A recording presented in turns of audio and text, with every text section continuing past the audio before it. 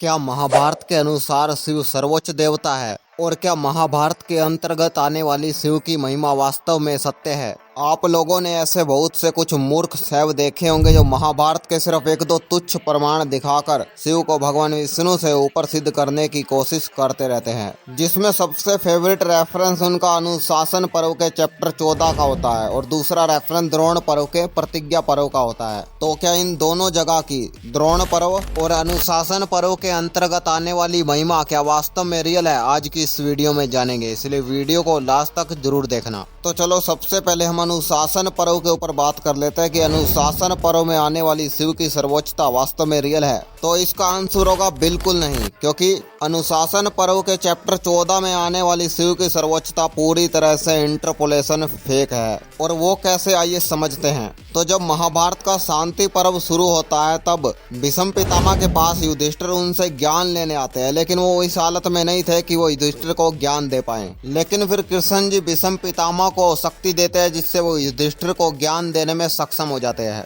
लेकिन फिर भी भीष्म पितामह के मन में कुछ शंका रह जाती है जो वो कृष्ण जी से पूछते हैं। तो भीष्म पितामह कृष्ण जी को बोलते हैं, भीष्म पितामह बोले, वृषणी नंदन, आपकी कृपा से मेरे शरीर में जलन, मन का मोह, थकावट, विकलता, ग्लानि तथा रोग ये सब तत्काल दूर हो गए हैं। महातेजस्वी पुरुषोत्तम, अब मैं हाथ पे हाथ रखे हुए फल की भांति भूत, भविष्य और वर्तमान तीनों कालों की सभी बातों को सुस्पष्ट रूप से देख रहा हूँ। अच्युत, वेदों में जो धर्म बताए गए तथा वेदांतों द्वारा जिनको जाना गया है उन सब धर्मों को मैं आपके वरदान के प्रभाव से प्रत्यक्ष देख रहा हूँ। जनार्दन, श्रेष्ठ पुरुषों ने जिस धर्म का उपदेश किया है वह भी मेरे हृदय में स्फुरित हो रहा है। देश, जाति और कुल धर्मों का मुझे इस समय पूर्ण ज्ञान है। चारों आश्रमों में धर्मों में जो सारभूत तत्व है वह भी मेरे हृदय में प्रकाशित हो रहा है। केशव, इस समय मैं संपूर्ण राजधर्मों को भली भांति जानता हूँ। जनार्दन, जिस विषय में जो कुछ कहने योग्य बात है वह मैं सब कहूँगा। आपकी कृपा से मेरे हृदय में निर्मल मन और कल्याणमयी बुद्धि का आवेश हुआ है। जनार्दन, आपके निरंतर चिंतन करने से मेरी शक्ति इतनी बढ़ गई है कि मैं जवान सा हो गया हूँ।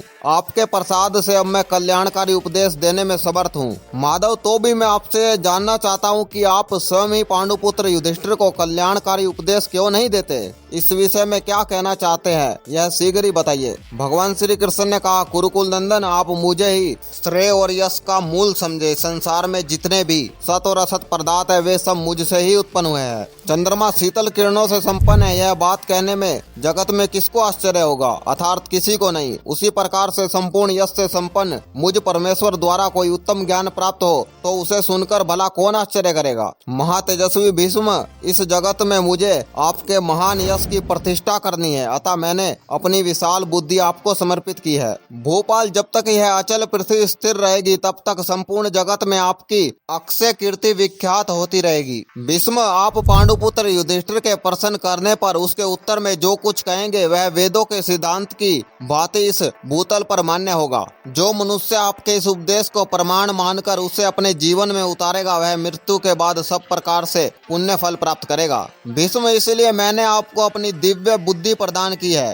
कि जिस किसी प्रकार से भी आपके महान यश का भूतल पर विस्तार हो। तो अब यहाँ पर आप देख सकते हैं कि भीष्म पितामह श्री कृष्ण जी की कृपा से सभी वेद और उपनिषदों को प्रत्यक्ष देख पा रहे थे। और यहाँ तक कि कृष्ण जी ने भी खुद ही बोल दिया कि उन्होंने अपनी बुद्धि भीष्म पितामह को समर्पित की है। लेकिन जब अनुशासन पर्व का चैप्टर 14 शुरू होता है तब भीष्म पितामह शिव को एक्सप्लेन करने में असमर्थ हो जाते हैं। वो बोलते हैं कि मैं शिव को एक्सप्लेन नहीं कर सकता। तो जिसने भी इस चैप्टर को ऐड किया होगा उसको ये नहीं पता होगा कि शांति पर्व के अंदर कुछ ऐसे वचन आए जो यहाँ पर कंट्रोडिक्ट कर जाएंगे।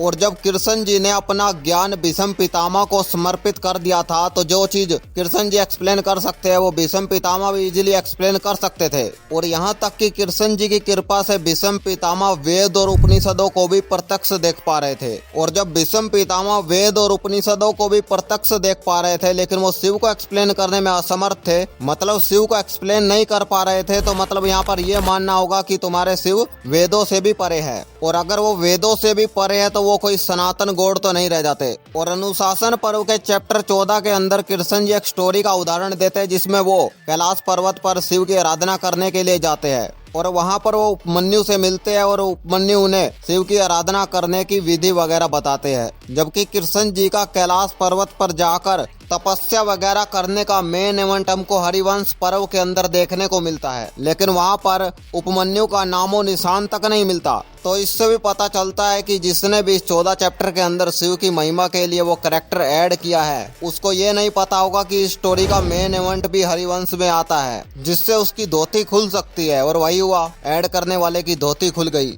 और यहाँ तक कि इसी अनुशासन पर्व के अंदर लगभग 3-4 चैप्टर आते हैं, जिसमें 18वें चैप्टर के अंदर शिव सहस्त्र नाम आता है। और अगर ये शिव सहस्त्र नाम रियल होता तो आदि गुरु शंकराचार्य ने विष्णु सहस्त्र नाम पे भाष्य किया, लेकिन शिव सहस्त्र नाम पे कोई रिएक्ट नहीं किया। तो इससे भी पता चलता है कि आदि गुरु शंकराचार्य के टाइम पर यह चैप्टर एग्जिस्ट ही नहीं करता था, वरना वो शिव भक्त होकर शिव सहस्त्र नाम पे कोई रिएक्ट ना करे, ऐसा पॉसिबल नहीं है। और यहाँ तक कि अद्वैत के एक आचार्य थे राम सुब्रमण्यम शास्त्री, उन्होंने बताया था कि महाभारत के जो पुराने संस्करण थे उसके अंदर अनुशासन पर्व के चैप्टर 14 वाली शिव की सुप्रीमेसी नहीं मिलती थी। और यहाँ तक कि अनुशासन पर्व के चैप्टर 14 के अंदर जहाँ पर विष्णु जी को शिव से उत्पन्न बताया जाता है, लेकिन उसके आगे चलकर शिव जी खुद अपने मुंह से बोलते हैं कि वो भगवान विष्णु के माथे से उत्पन्न हुए हैं। तो ये बात भी यहाँ पर कंट्रोडिक्ट करती है, जबकि महाभारत में 15 जगह पर शिव का जन्म होता है और एक जगह पर वो जन्म दे रहे हैं, तो ये चीज इंटरपोलेशन ही माननी होगी। तो चलो अब बात कर लेते हैं द्रोण पर्व में आने वाली सुप्रीमेसी की। तो द्रोण पर्व के अंदर जो शिव की सर्वोच्चता आती है, उसके अंदर लिखा है कि सपने में अर्जुन और श्री कृष्ण जी कैलाश पर्वत पर जाते हैं और पाशुपतास्त्र अर्जुन को दिलवा कर लाते हैं, जिसमें श्री कृष्ण और अर्जुन शिव की थोड़ी बहुत स्तुति वगैरह कर देते हैं, जिसको ये लोग हमेशा लेकर उड़ते रहते हैं। हालांकि ये चैप्टर भी पूरी तरह से फेक है। तो पहली बात तो कि वो अर्जुन के सपने की बात है कि अर्जुन के सपने में ऐसा ऐसा हुआ, और सपने की बातें कभी मान्य नहीं होती, क्योंकि सपने में देखी गई चीजें हमेशा मिथ्या ही होती है। क्योंकि अगर वो रियलिटी होती तो अर्जुन ने जो सपने में पाशुपतास्त्र प्राप्त किया था